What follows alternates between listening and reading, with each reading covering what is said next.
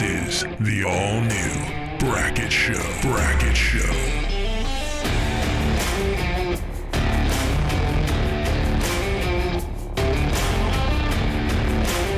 And now, here's Chris Brackett. What's going on, everybody? The Brackett Show. Episode 5, we're in it. Episode 5, man. Sorry I interrupted you there. No, You're on a I mean, roll. Go for it. Go for it. I'm in it. Like, I have my stands ready. I have everything ready. I have my blinds ready. The corn is coming out and the big boys are on the move. I got a couple of them that showed up. Oh, man. Seriously. We got to show some of that because I know some people are interested to see what you're actually hunting right now. Yeah, I got trail cameras going like crazy. Literally, they're showing up every day, every evening. I can feel it building. Like, I'm doing this reconnaissance with my trail cameras, right? So trail cameras, cellular trail cameras, looking at my app. I've been looking at them all morning. I'm waiting for new deer to show up as this corn comes down. And I'm in central Illinois. So we're in it. Peoria County has one of the largest typical whitetails, the largest typical whitetail ever killed by a bow hunter. That's the Mel Johnson buck. Yep, Johnson buck, Peoria County, right up here on the bluff. But like, there's some. Every big deer has like a legend to it of like how that deer was killed, or was there any, what's the real story to it? You have all these, what the real story is, and then all the legendary tales about that deer. And that was a long time ago. It was 1965, I believe. It's 204 typical net.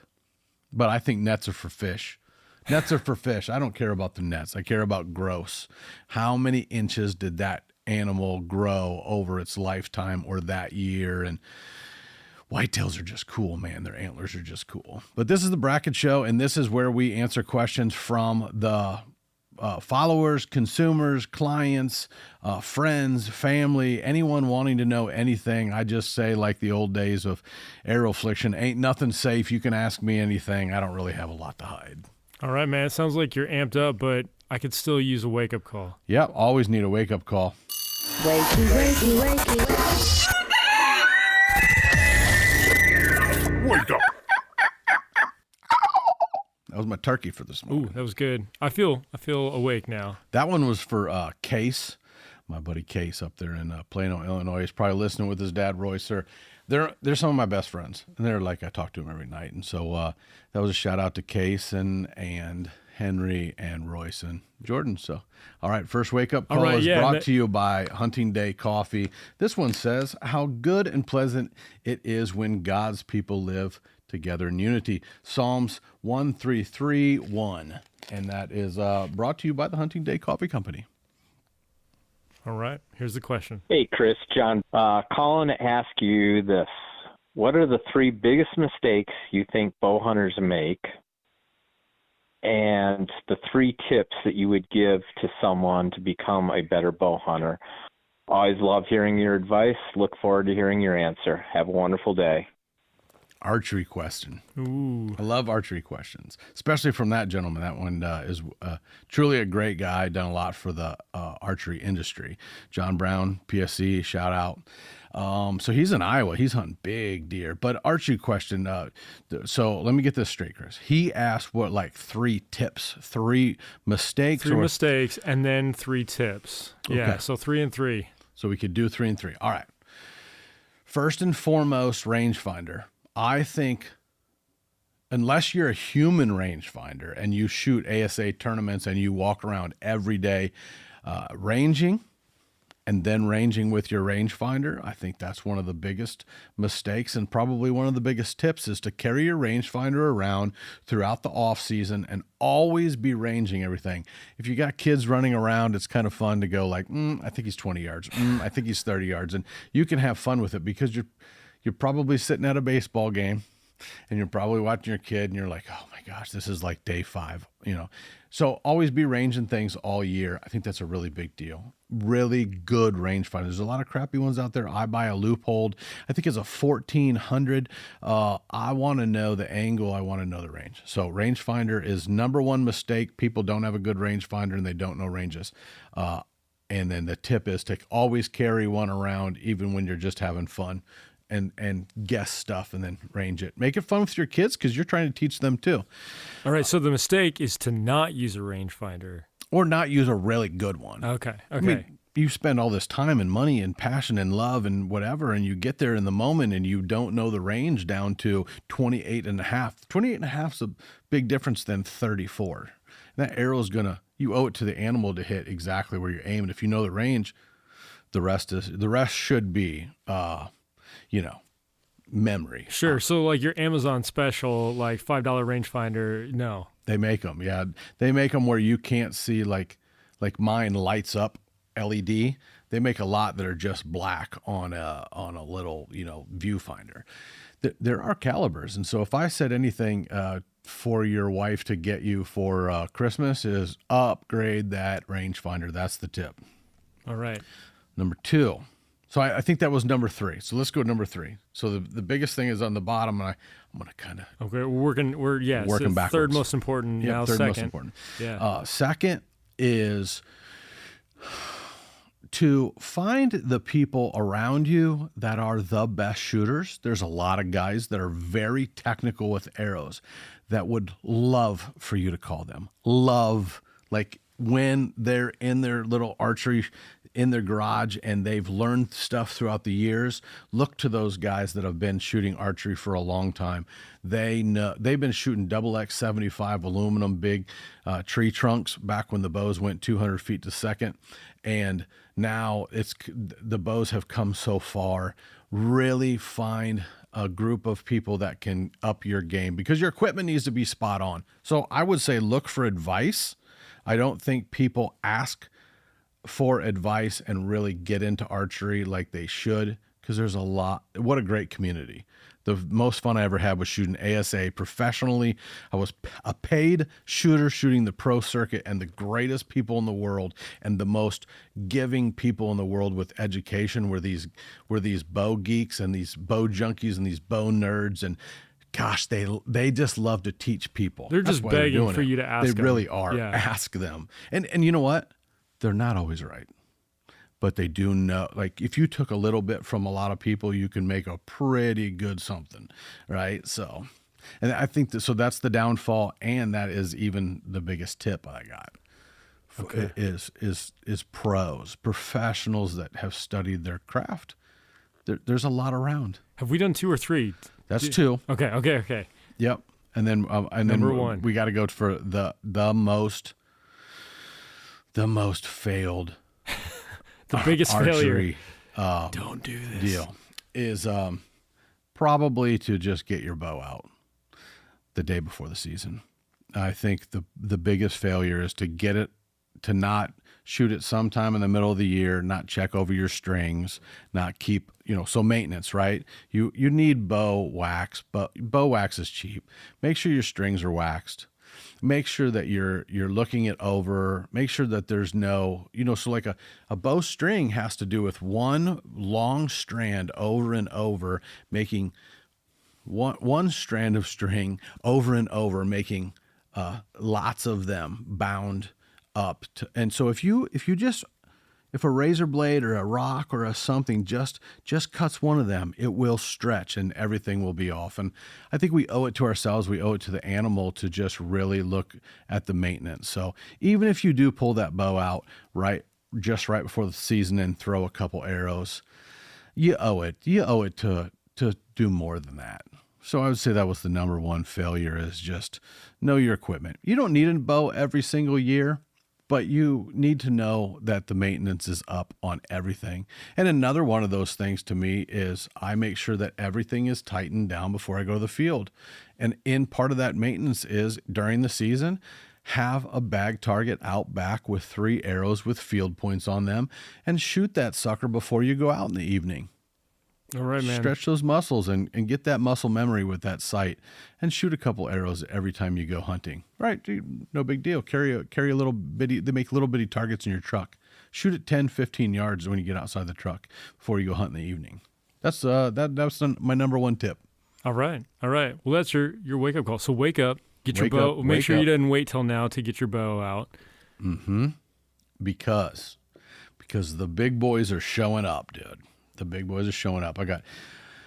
donger that just showed up. He's a 7.5-year-old, and he is a monster, but he broke a brow tine off.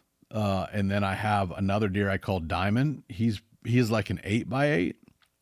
He's a 6x6 frame, and he's got a couple stickers and kickers, and he's at least 5 years old. But I don't know the politically correct term for a person or a deer that's I don't want to offend any deer out there. Yeah. I have a really big bodied, deer are tall sensitive. deer, and then I have one that is a little deer. They're the same. They're same age. They're 6-7 years old, but one of them can't reach the licking branch. I'm gonna have you show the people watching on YouTube. They're gonna have to see it. I got one where his rack's completely engulfed in this tree, and then I have another deer, the same age, over 5.5 years old, that can't even reach the limb. So he has to jump up on his feet to grab the branch. And I don't want to offend any deer out there, but one of them's vertically challenged. Well, yeah, it's short. And his name's Diamond. Short man syndrome. And I'm waiting for Slider to show up. Slider is actually sitting right here on my desk.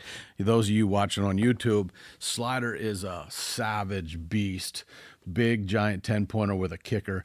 This deer's one of the only ones on my farm that I'm waiting to still show up. He's one I passed right before I shot 8x last year.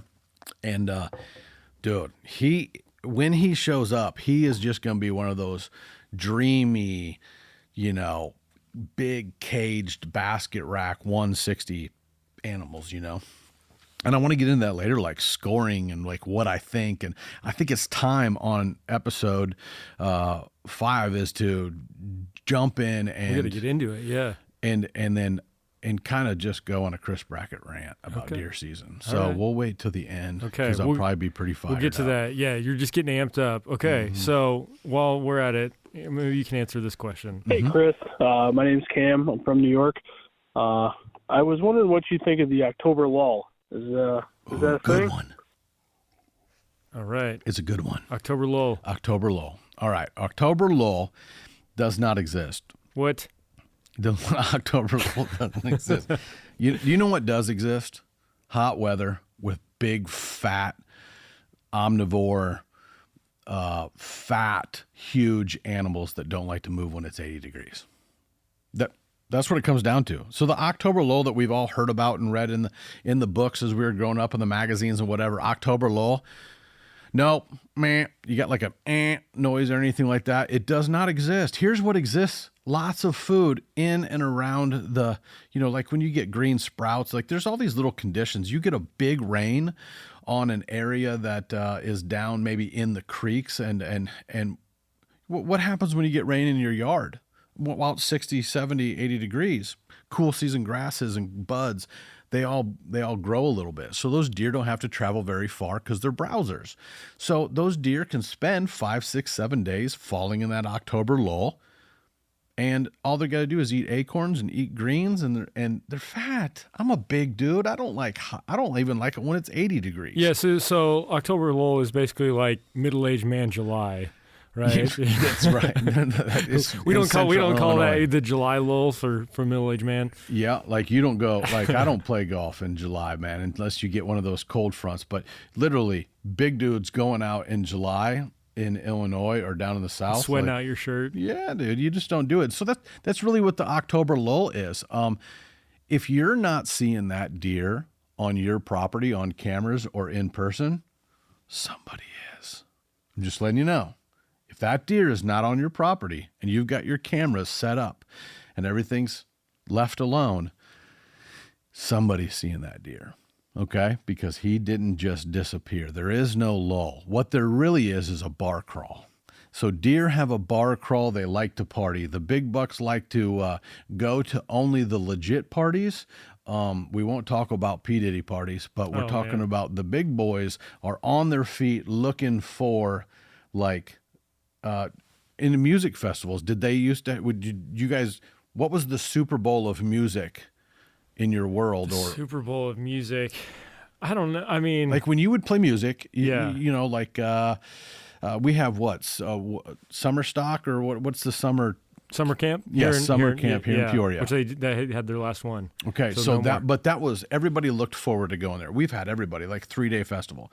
That's what those bucks are doing. Those bucks are only going to the cool concerts. Those bucks are only going to the cool place that we took the wives and we went down and ate. You know, those new fancy clubs and clubs. Well, like we stay out past. We look like we're guys that go clubbing. Yeah, I mean, clearly. Next episode. Episode. Chris and Chris in the club. In the club. So you've got those nice. What was it? A distillery that had all these different foods and cool stuff. Yeah, it was great. Yeah. And so that's like us picking when we're going to go to good dinners. And that's what those bucks are doing. They're going and checking those out.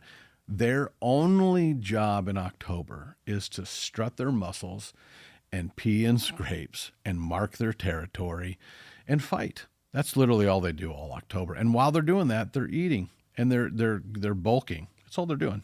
They're bulking. And so there's no October lull. It's a lie. And man, it's one of my favorite times to hunt deer, but I don't hunt in mornings in October. Yeah. People freak out. It's all good. I mean, but you said they're welcome to hunt in October in the morning. Yeah, I hope they're my neighbors, because all they're doing is they're coming into their property. They're hunting for a good hour of movement. But what it really comes down to is most of the bigger bucks. I'm trying to help you kill Muy Grande, okay? Most of the bucks are already in bed. You can't beat them back to their bedroom. It's super simple. They're fat. They're going in when it's cool. They're laying down. They're chilling out. They're chewing their cud and their 4 little stomachs, and they see you coming. They see you get out, and then they're going to leave and go where nobody has messed with them. And that's why we don't hunt mornings in October. You got another question for me? Yeah. Well, speaking of hunting big deer. Hey, Chris, Mike here from the Upper Peninsula of Michigan. I recently just moved here. I've got downstate where I used to live in southern Michigan, hunted a lot of agriculture, a lot of potholes, woodlots, anywhere from 20 to 80 acres, 250 acres of agriculture surrounding. My question is, when I got up here, there's ample amounts of state land. The state land consists of a lot of cedar cover, a lot of swamps with a little bit of hardwoods, no white oaks, just red oaks, no shag oaks, no pin oaks, nothing like that for a food source. So it's really hard to depict and decide, food to bed when they're bedding everywhere and they're just eating on woody browse and henceforth the crappy antler growth up here. Yeah. But my question is, what could I do? Do you have any tip, technique, any kind of, any kind of tip that would help me out in a high security cover, top pin type territory? Anything will help, bud. God bless. Yeah, so top pin, Chris, top pin means 20 yards and under, tight cover, thickets. He's got the right idea. Like, he knows what he's talking about. He hunts down in, so you've got a real big diversity from southern Michigan to northern Michigan. You have that in parts of Pennsylvania. You have that in these states that differ, just like southern Illinois to northern Illinois. A lot of it is glacier driven, where the glaciers melted and created the, Illinois is full of ditches. Iowa is full of hills. Wisconsin's full of hills. Michigan is one of those places where when those Great Lakes were carved out, that northern part of Michigan, especially the UP, you're going to be hunting smaller deer, but you can get some age on those deer. And he's exactly right. Top pin in the cover. You're going to be looking for browse cover. Going from ag fields that have fence rows, and that's where, like, when we talk about my farm or what I look for in a farmer buying, I'm looking for east access. The wind's blowing from the Great Lakes over into Michigan, and you're hunting fields where deer go out to fields. He's talking about where there are no fields.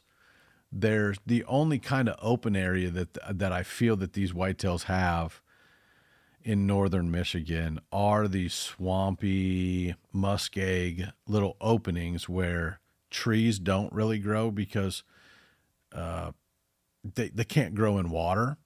So I feel like the places that I've been in Michigan and the people I've learned from, one, my friend Mike Van Tubergen and his dad, His dad's a character. He's one of those older guys. I think he's 80, but he gets around. Maybe, he gets around pretty good. He is one of those great dudes. Their property actually butts up against a lot of, upper Michigan type stuff. And so I've been able to learn listening to what their real-time, real-world experiences are. And what I have found is the runoff creek topography changes are really where those deer are. I want you to think of it this way. Where is it going to cool off sooner? Because a lot of theirs is weather driven. So I'm going to be looking at water, how the water comes in and out of these sloughs, trying to figure out where the browse cover is. That is how the deer are going to be able to traverse on dry ground, but be very close to stuff they can get into and get away. Like every deer has one thing in common, whether that is from Colorado, Texas, Canada, or Michigan. That deer wants to travel somewhere where he has something to eat, which is browse stuff, and then he's got have to have security cover real close. Those deer don't mind swamps. I'm going to be looking for benches that I can bring them in tighter using more of the water structure. And then if I remember correctly, most of that Michigan things have some type of road system in there. Even if they're 40 or 50 years ago, they had skidders in there pulling timber. I would try to find Google Earth, and can you see this aha moment that just kind of happened, light bulb? Like, I'm going through all the people that I've met and all the Michigan stuff that I've seen. Most every piece of timber that's government owned has some type of logging that happened to it. I think I would go to Google Earth, especially you being a newbie up there. Your grandfather didn't show you where these old roads were. I think you go to Google Earth, you pull up the area that you're hunting, and there is a section on Google Earth where you can go back, Chris, 10, 20 years. You can go back as far as you can that they had Google Earth with satellite imagery, and you're going to be able to find those old roads, and you're going to be able to find those topography change off those roads. And so it's going to go back into where are those clear cuts, right? Like, you're going to find areas that are clear cut, and then you're going to find whether that clear cut is a year old, 2 years old, 3 years old, 4 years, and so on and so forth. You're going to find a pattern around those clear cut areas and those old roads that once you establish a pattern that the deer like, or the bigger bucks like a 3-year-old cutover because it's got the perfect height growth, that's what you're going to start playing off of the edge of, right? And so you're using history to find a correlation with these animals. I think it goes to everything when it comes to public ground, and that is going back in history and finding out where those blocks were clear cut and where those old roads are. They're going to have different vegetation. They're going to have different edges. And then you just pull off of those a little bit. Let the topography tell you, but the topography was created by man years and years. They might be 40 years ago, but that topography is going to be different where those were more man influenced it. And that's where I would start looking. Chris, this is Donnie from Western Maryland.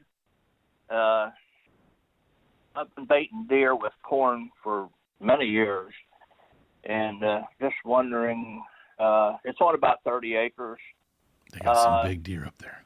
If there's anything out there that's better than corn or cheaper. I feed about I bet he feeds 25 pounds twice a day. Usually, somewhere close to 20 or 20-some deer each time. Total of 30 different bucks last year. Gets quite expensive. Just wondering, anything better or cheaper than corn? Thank you, Chris. It's fun but expensive. Like, he's got it going on because he's got this little herd that he's sustaining on, right? Like, sure. So he's getting to do the enjoyment part of it. I think he's just looking at a way to cut that feed bill, a little bit. I'm more of a strategist, so this one might not be perfect for me. I know that Ray from Genesis Wildlife Group has some things and more of an additive. The protein side of stuff, I'm trying to think of a way to, they've got some really good soil in parts of Michigan. I think it would kind of go back to what I've got my friend Brandon in Tennessee on. They have always like fed down the mountain to these bigger bottom fields, and we had to go in and carve some stuff out at the top and increase the food supply for him. I know in Kentucky is a little bit different, where they're adding food plots to the supplemental feeding, because in Kentucky you can feed. So let's look at that. Let's break that down for about 3 minutes here. In Maryland, what I would try to do is I would try to supplement with some type of food. And if you can clear out an area, or let's say part of your yard or whatever, I'm going to look at the only way that's able to cheapen this in a good way is to add something like a white gold clover, right? I'm going to go in and frost seed every area that's grassy, and I'm going to frost seed all of the grass.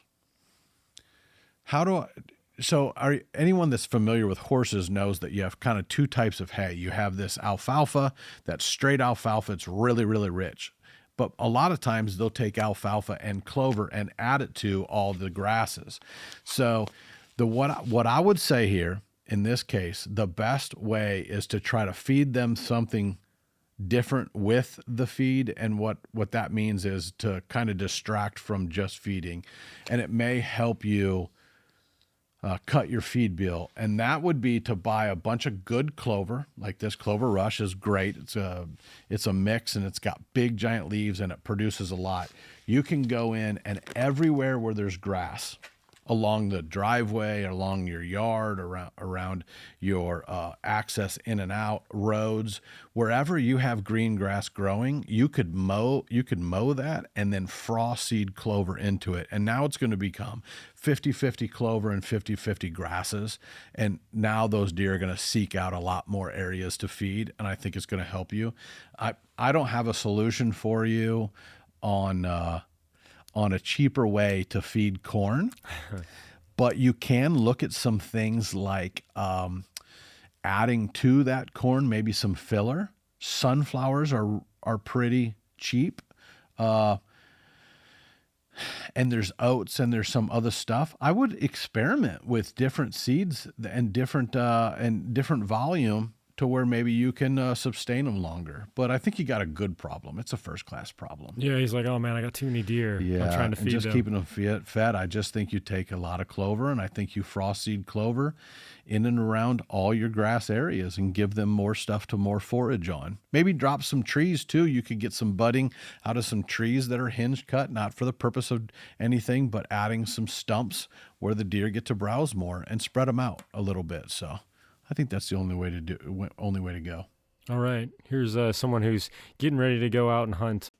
Hi, my name's Aaron. I'm a youth minister in Southern Illinois. I just got into deer hunting for the first time last year. I don't have any property of my own, but I've got two really good friends that I'm blessed. They let me hunt on their property, and very grateful. Last year, my very first deer I've ever shot was a really nice, older, mature grandfather buck.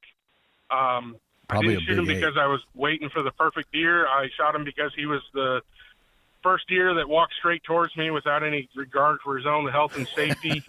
My question is this. I'm hunting on Buddy's property. I want to be respectful of his property. He likes to let his deer grow older and doesn't want to shoot the younger bucks. So When you're up on a tree stand, what are some things that you look for if a buck comes out? What are some of the things you look for to determine whether or not he's an older, more mature deer, whether he's worth shooting or, should I let him, leave to grow another year?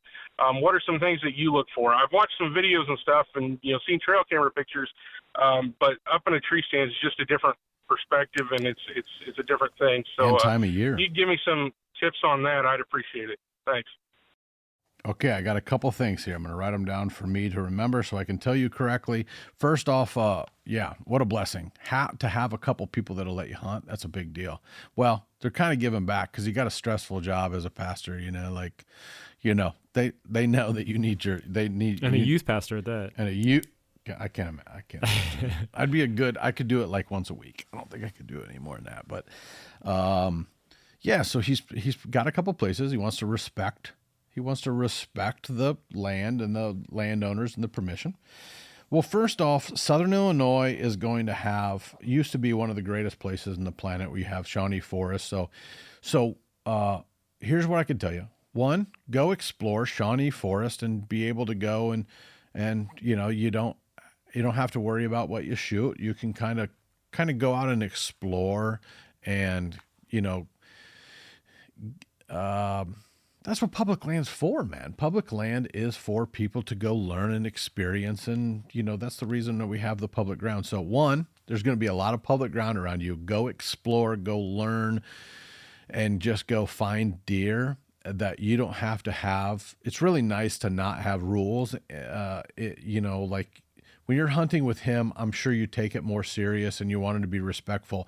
If you yourself want to go learn a little bit more, nothing's stopping you from going to walk public ground and exploring and taking the youth ministry out and just being out there. And if you spook deer, it's not a big deal. And then it actually helps hone the craft that when you hunt the private stuff with your buddies and your game's a little higher and a little bit about what you experience going on this other stuff. One, good rule of thumb is there's not a landowner in the planet that manages well that's going to ever be mad at somebody making an oops on a 3.5 and a 4.5 8-pointer. Because most of the management is for those high scoring younger deer to get 4 or 5 years old. So standard practice of management across the country is looking at a mature deer being 4.5 years old.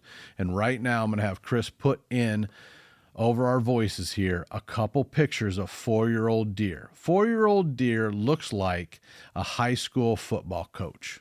He is a big dude. He probably just got out from playing college ball, but he may have a little belly on him, right? That's what I want you to envision, right? You got about a 30-year-old high school coach, maybe an offensive coordinator. He's got a little belly on him, little size to him. He's been a football player his whole life, and you don't want to mess with him. He's the guy that's going to grab the troublemaker 16-year-old and wrestle him to the ground, but they're going to love that coach. That's a 4-year-old animal. That's a mature animal across the board, across the country. You're going to have psychopaths like me, Lee Lukoski, people that aren't going to want to shoot deer under 5.5 years old. It's very hard to tell if a deer is 5, 6, 7, 8 years old unless you have and are able to establish he's a certain age deer, younger, and then you have a relationship with him that's going to show you that he's 5, 6, 7, 8. The only things that you can really tell is if a deer is 1.5 years old, he has his first rack. That's typically going to be just a main beam. It's going to have either a spike as the main beam, or it's going to have a couple fork horns off of there, or 6-point, or even a little baby 8-point. We all dream of those little baby basket rack 10s. And those animals are going to look like fawns without spots, real long Bambi looking legs, and going to look a little goofy like a horse, like a colt. They got gangly legs and they're running all over.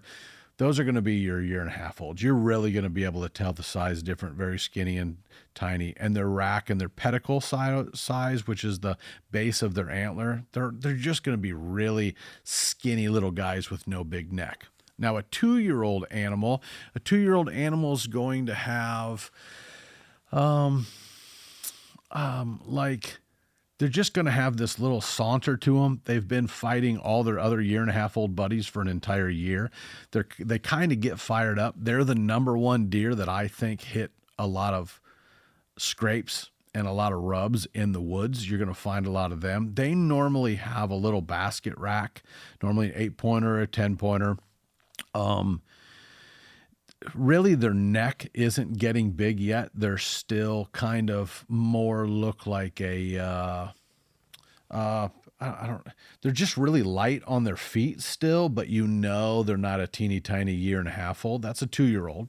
They've kind of just got this little, carefree about them, and they look kind of, their eyes are kind of, every time they see a deer, they kind of roll them back and forth and roll them into the back of their head, and they kind of walk up on, they do a lot of posturing. A lot of 2-year-olds, they spend their whole life, their whole 2.5-year-old age, that whole year, that whole rut. It's their first time that they're ever in the game, that they may get a chance to breed a doe, but that's if there's just too many does in that area. But he's posturing up on everything. That's a real good rule of thumb. And then a 3-year-old, that 3-year-old's the fooler. More young potential whitetails that are going to be incredible species, incredible specimens of the whitetail species get shot at 3.5 years old, because their antlers could be 180 inches, 170 inches, but typically you're going to find a 3-year-old animal being 120-ish inches, just a nice little frame. And one thing that doesn't lie, if you can't tell the body of an animal, is you can tell by the pedicle bases of their antler. It's not a foolproof way, but if you look at the pedicle bases of an antler, they're normally about the size of a quarter to a $50. And when that deer gets to 4.5, they tend to grow. The pedicle bases never really lie on an animal if they're close enough to see it. But from a distance, a 3.5-year-old is going to start getting that puffed up neck. They're going to be, they've been fighting. They know it. They know the fight at 2 years old, and at 3 years old, their necks start to get a little puffy and a little big, and they kind of start getting a little shoulders on them, but their head isn't really that big, and they really don't really have a butt yet. And then at 4 years old, that's where that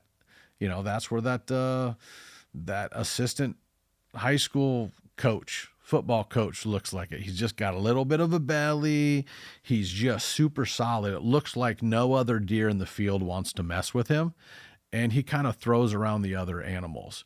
And then, and that 4-year-old is that square bodied deer. His belly's kind of caught up with him a little bit. His butt's kind of caught up with him a little bit. Now, this is October and November.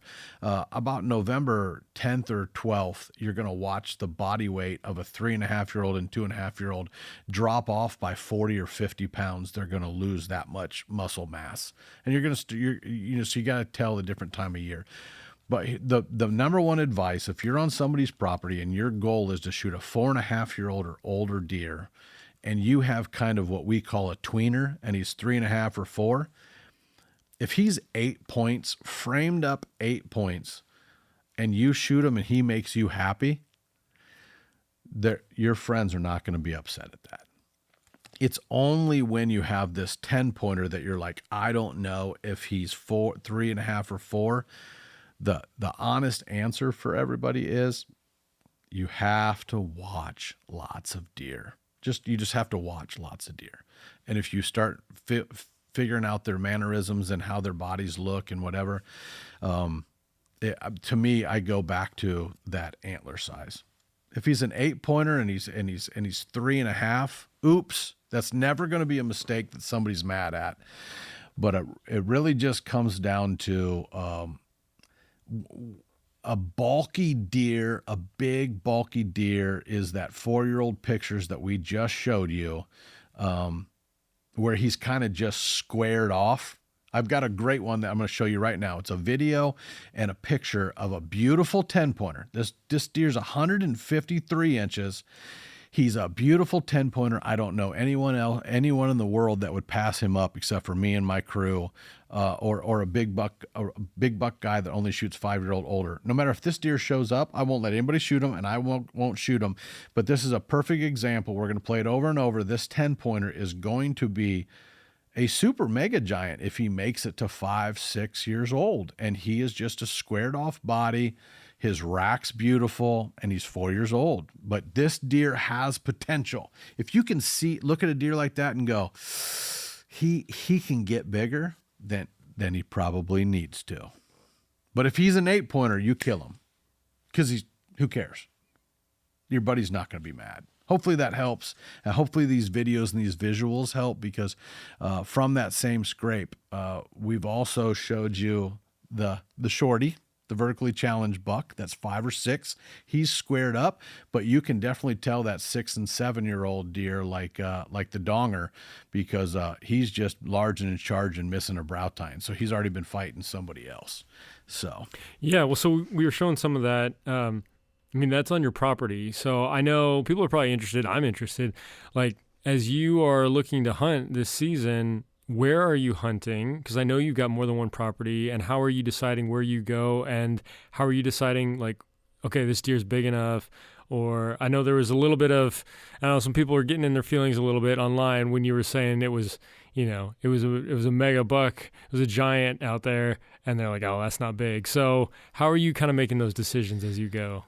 Well, I was going live this week. I hunt every night, and I try to, on Facebook and Instagram, between us filming the Brackett Show here, I try to go live from the blinds a lot, just to educate, especially in the early time of the year when I've got a lot of deer around and they're eating on greens and they don't feel any pressure yet. The other night I had this deer come in that I set up this plot, like I do with my consults. Like, I handle my property just like I do consults when I come to design other people's stuff. And I took this clover plot out and I put beans into it with a little clover in the middle, and I had this blind, and I got this perfect wind out of the southwest, and I went in there and I went live, and I said, when this mature deer, I planted this for a 5, 6, or 7-year-old animal to come out, one of the deer. And I hadn't had pictures of him yet, but I knew that if he came, he would come out of the edge of the switchgrass next to the timber on the edge. Remember, we were talking about the edges. He's coming up the edge. He's hitting every scrape along there, and he walks out on the beans. And he's eating these green beans at about 48 yards. And the bases on this animal, the pedicles, are huge, and he's got huge mass, and he was an 8-pointer last year. So I had some type of relationship where I was able to identify the buck for the last 2 years. So when I first saw this deer, he was 3.5, and he was an 8-pointer. And then he just got a little bigger and never got the tall tines. And he was at 5. And I really believe that this deer is 6.5 years old. And this deer will score 142 inches.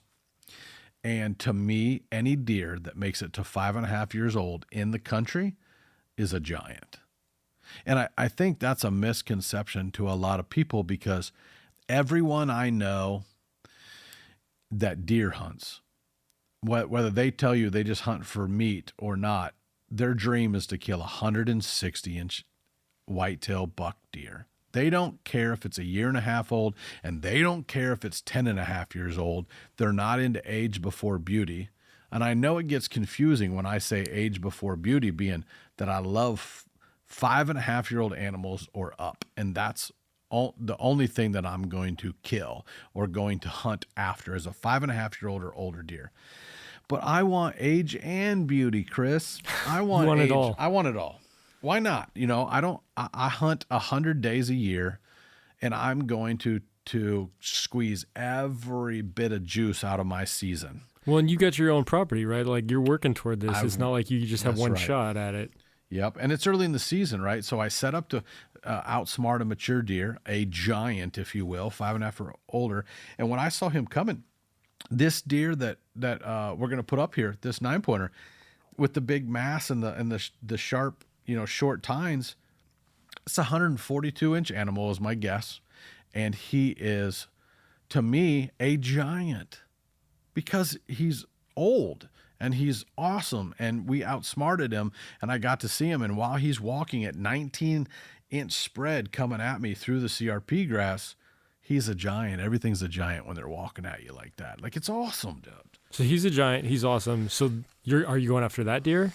So no, now that okay, that deer. See, now I'm confused. Now I'm confused. What's going on? Now that he's on, now that I outsmarted him, Okay. And now he's on the pass list for me.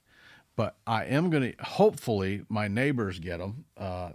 He's got a couple girls and a son. And if they get that buck, that's a trophy to all of us. But I hope they outsmart him. If not, I'm going to take my nephews in there, my wife. And this is what I get.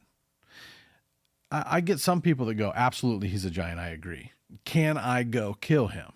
Like, I don't think they realize that this is still a 6.5-year-old animal, that it's going to take a special skill set to get this deer, even get close to this deer again and get him killed. It's not like, oh, well, he's dumb because he doesn't score high on his antlers. I'm just going to bumble in there with anybody and just shoot him. It's not that. You still have to outsmart him, right? And so, so like that's a deer that hopefully when my wife hunts with me, especially out of the new diamond blind set that I've got in the corner, I hope that deer comes out and she's able to get him killed. But on the same property, the reason why I wouldn't shoot that deer is because I have two other deer that I'm after that have since showed that they're alive. One of them's name is Diamond, and he is a vertically challenged deer with like 8 points on each side. So he's 15 to 16 points. He's got these little kickers and stuff, but he's really tight. That deer is probably only going to score 162. And it took me growing this deer for 6 years to get him to that. And without some type, this is my opinion, without some type of influence, whether that is an enormous amount of minerals and or introducing genetically superior deer. What I mean is deer either getting out of a fence unknowingly or getting out of pen raised places where people raise deer without some type of potential to get a deer over 190 inches and especially to do it every year.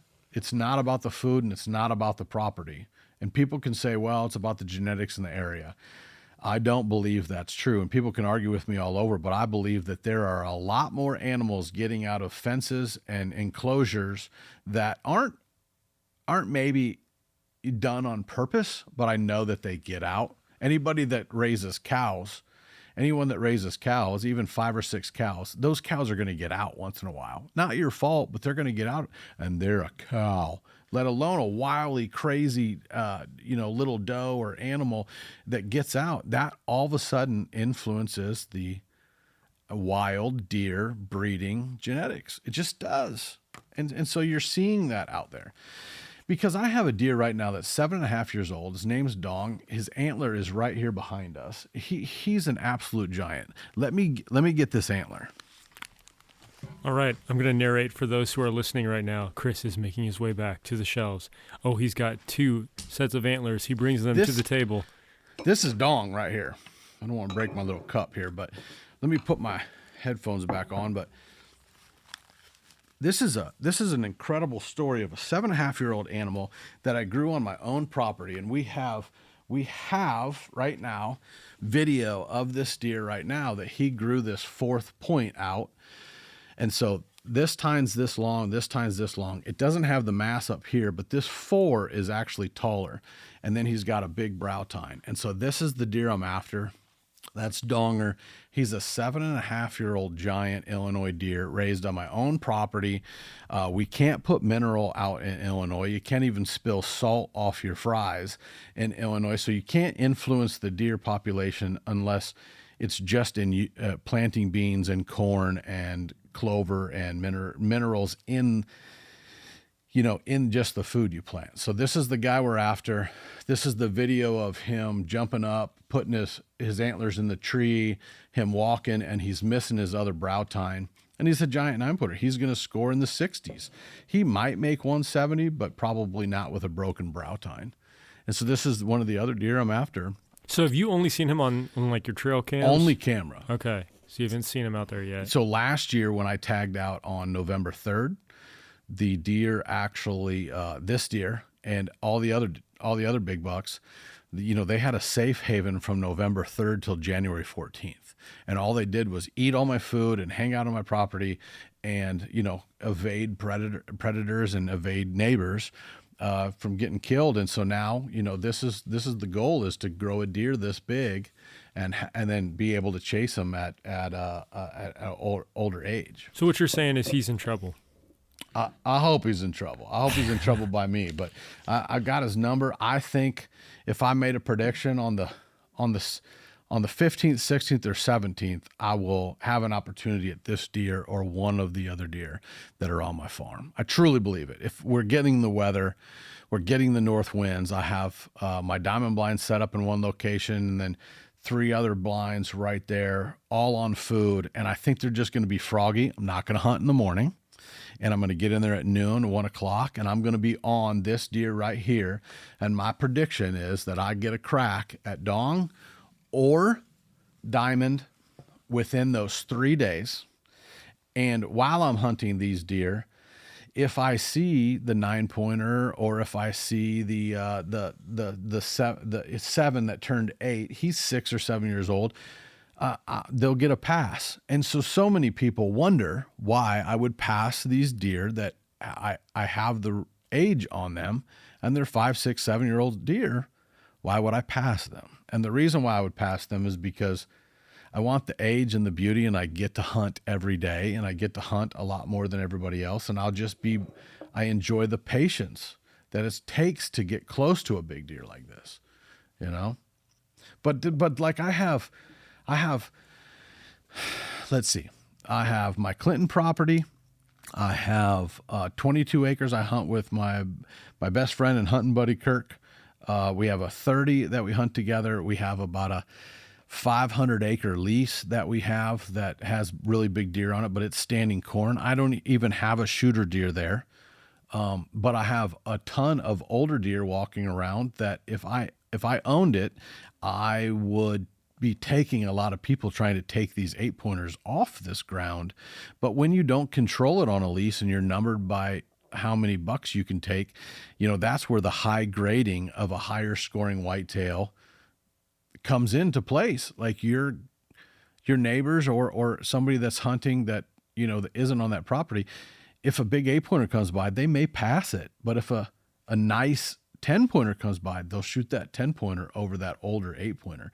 And that's a cultural thing that we're going through in 2024 with crossbows and trail cameras and all that other stuff. And that goes back to our friend in Southern Illinois that's talking, with a lot of trail cameras these days, you're able to study and find out, hey, how old is this deer? Well, if he's an 8-pointer and he's 3, 4, 5, he's just on the list to kill. If he's a 10-pointer and you can't tell if he's 3 or 4 years old, let him pass. You'll see what he can do. He can blow up into something like this.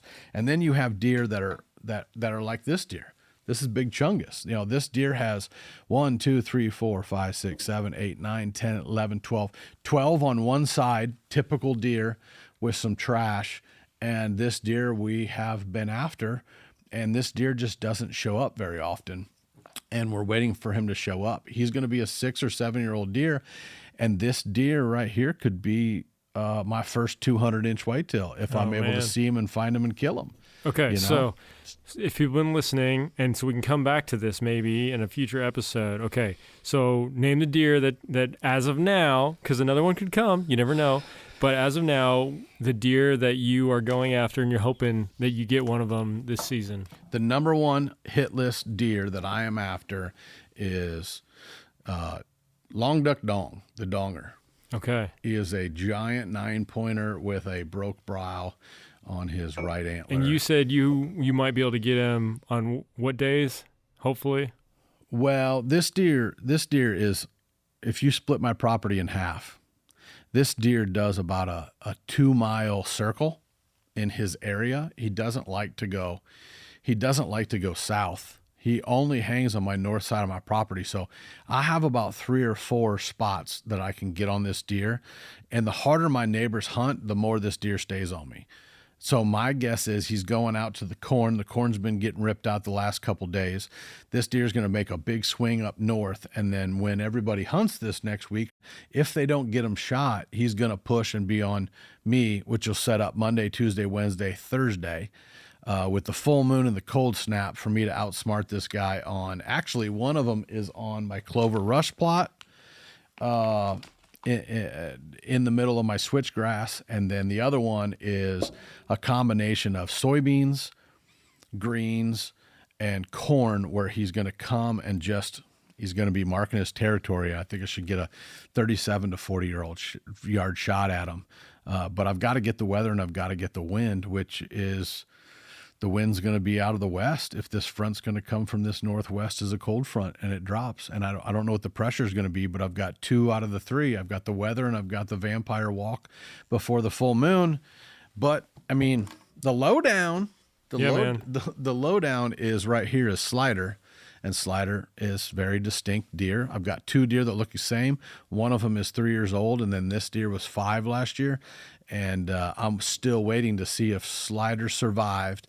And if he comes strolling by, he's going down too. And that is the lowdown, brought to you by the Lowdown high-speed viewer at lowdownviewer.com. These guys are out of Wisconsin. It's awesome. It's a tablet that you can put in SD cards. You can carry it with you. You can plug in an HDMI cord and put it on the big TV at camp.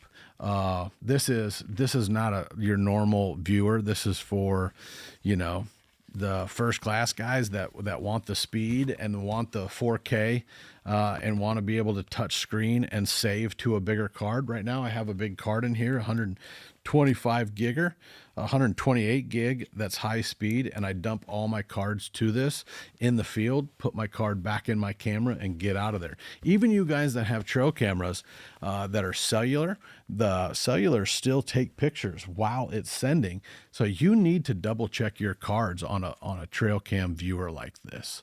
It's a big deal. There's a lot of pictures of a lot of deer that you're missing, that if you had something like this, you can download these cards while you're out hunting. You come by a camera and put it in there and you'll be good to go, So what else we got? Yeah, well, so I would encourage everyone to kind of follow what's happening. Yep. And throughout this season, I know you're going to be going live from time to time, kind of giving updates, and we'll also be talking about it on the Brackett Show.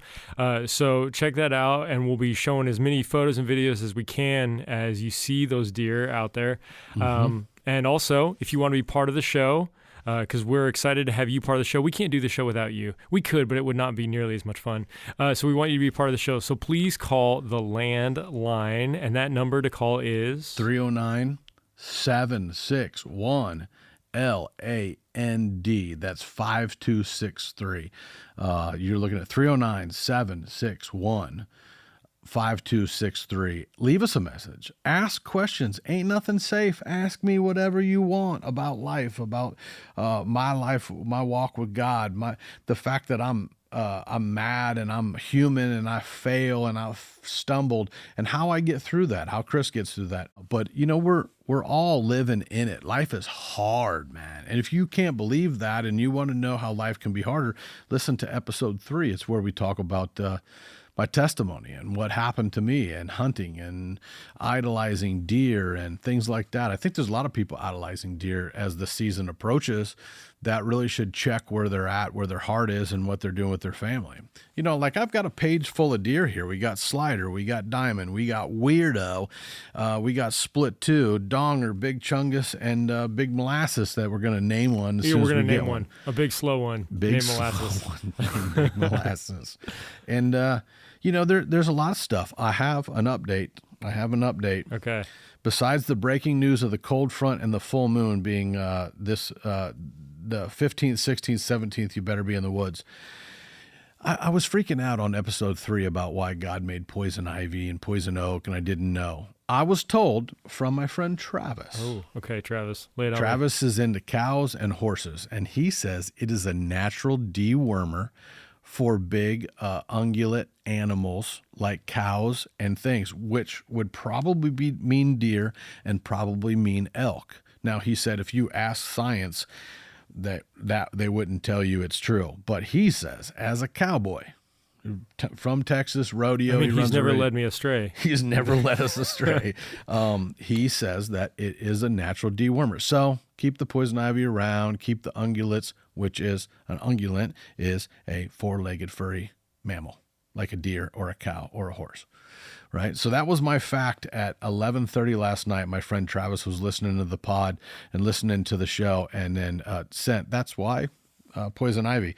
And also, like, how much time we got? Like, well, right I now? mean, Can I get into a little bit for 5 minutes here? Sure, A little sure. Chris Brackett rant. Everybody loves a Chris Brackett Yeah. rant, whether I'm right or wrong. I just kind of get it out there. All right, listen.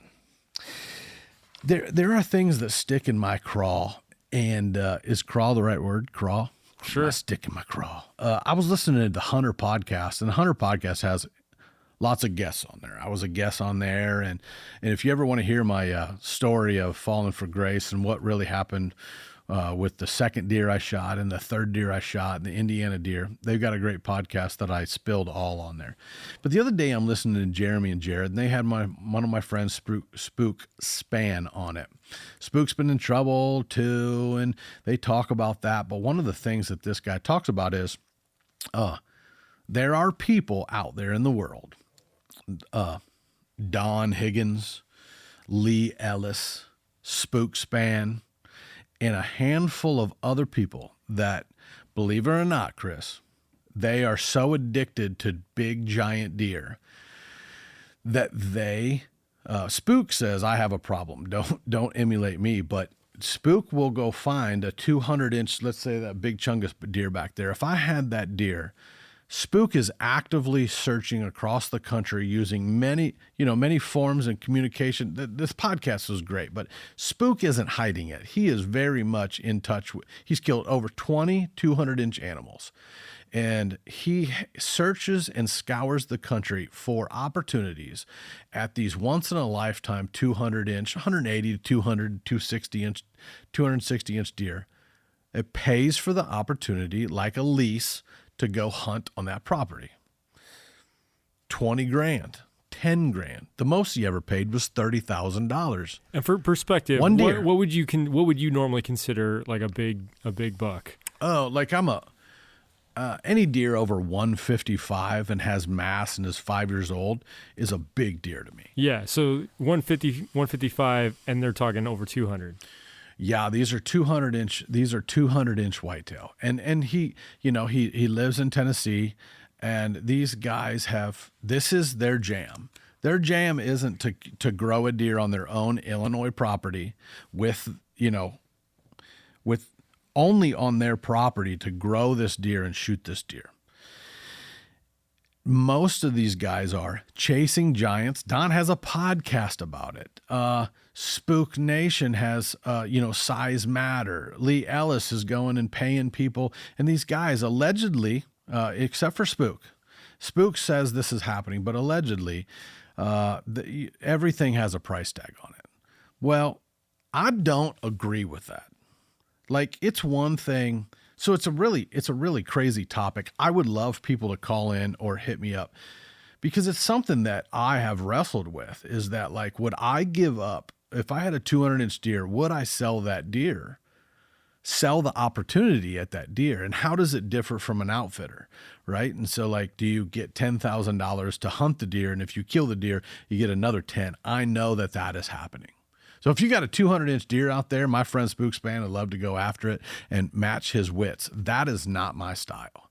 I would rather shoot a broke-racked 5, 6-year-old, 7-year-old, 8-year-old animal on one of my properties that I have been managing than go hunt somebody else's deer that they grew or that they had the opportunity.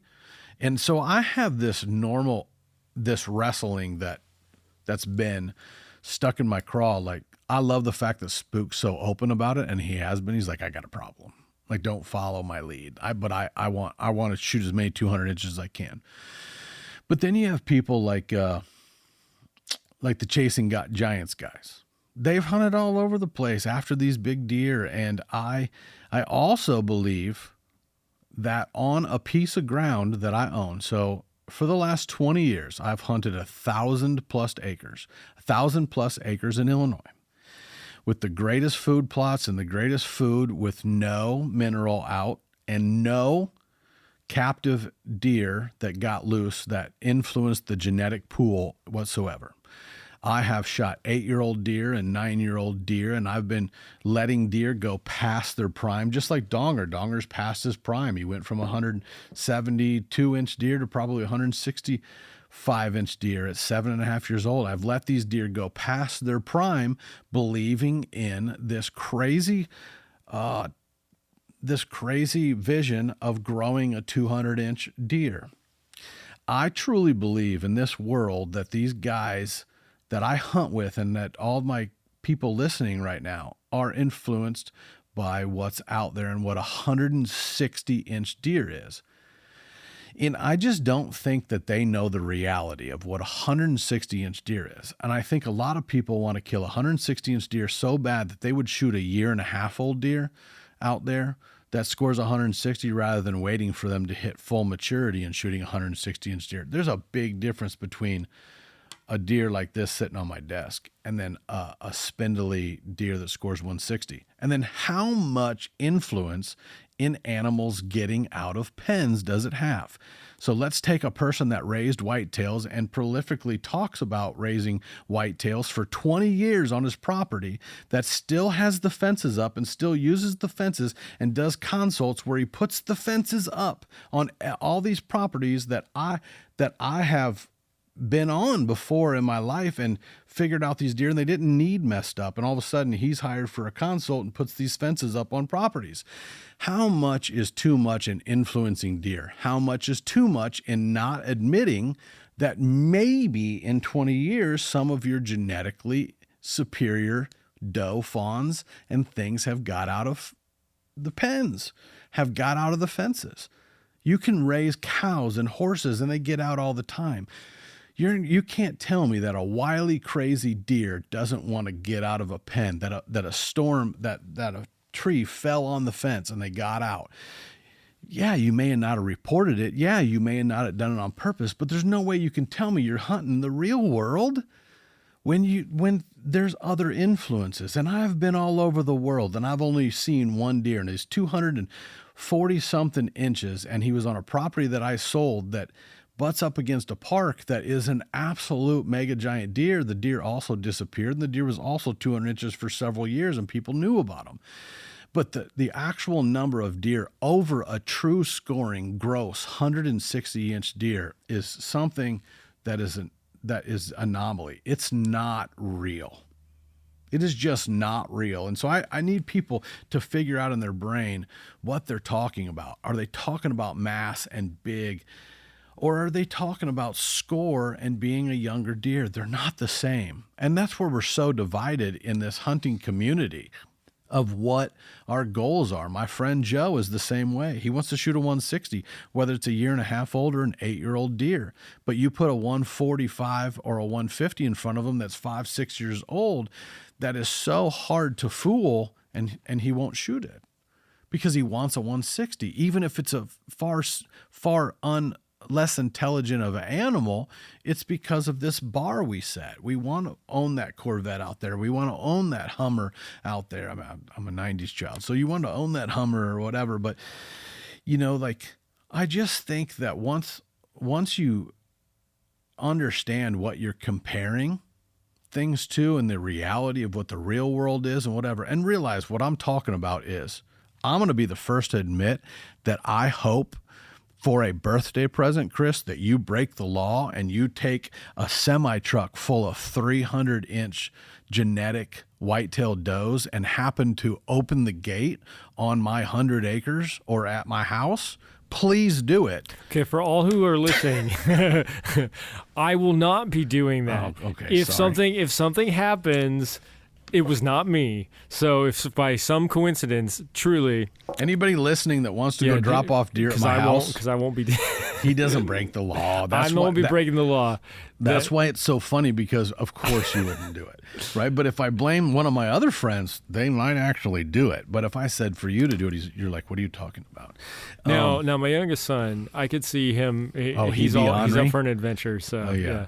Well, I mean, I have ornery friends that does could get dropped off. So like, I don't think it's illegal for me to wish that somebody opens a back of a truck and puts out these incredible genes of all these does that got loose. but you won't find me doing it. Like that's not my style. But I said a lot of things today, but I'm telling you that I don't care if deer got out on my farm, because do you know why?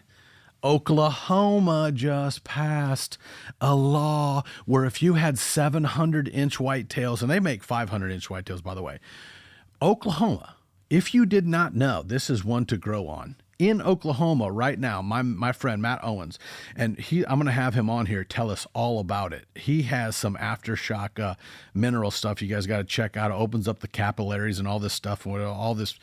But he understands growing whitetails in captivity and out.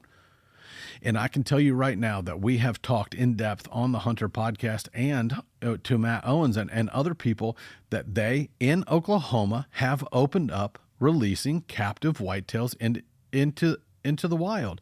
But guess what? It's not illegal. And guess what? They're telling it forthcoming. I think the reason that I'm mad about people that have raised deer, that when confronted about, have you released deer? No, they haven't released them, but I'm sure they got out in 20 years. It's like trying to keep a cat in your house or a dog in your house. It's a house dog. It's a cat dog. It got out, dude.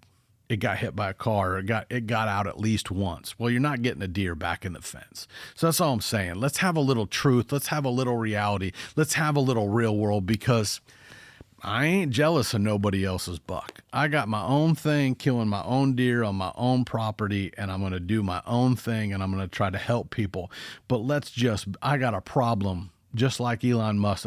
I got a problem with people telling the truth. I had to tell the truth, so I want people to tell the truth. And don't be fooled out there if you think there isn't. I just really believe that. Don't be fooled if you think that there's not things being released all over the world and getting out. Listen to Spookspan's Hunter podcast, HUNTR, with Spookspan, and listen to what he tells you about 200-inch deer and why there's so many 300-inch deer in Ohio. It's a good listen, man. Anyways, that's my rant. I live in the real world. I'm growing my own fish. I'm growing my own deer. I might shoot a 120 tonight just because and tag out, because I just think people are delusional. Don't believe everything on TV, and don't believe everybody telling you all this stuff. They're not telling you the full truth. They're not telling you the hard truth. All right. Well, that's Chris Brackett for you. Full Metal Brackett. Black and white, man. But it's a rant. It's a rant. Well, join us next time.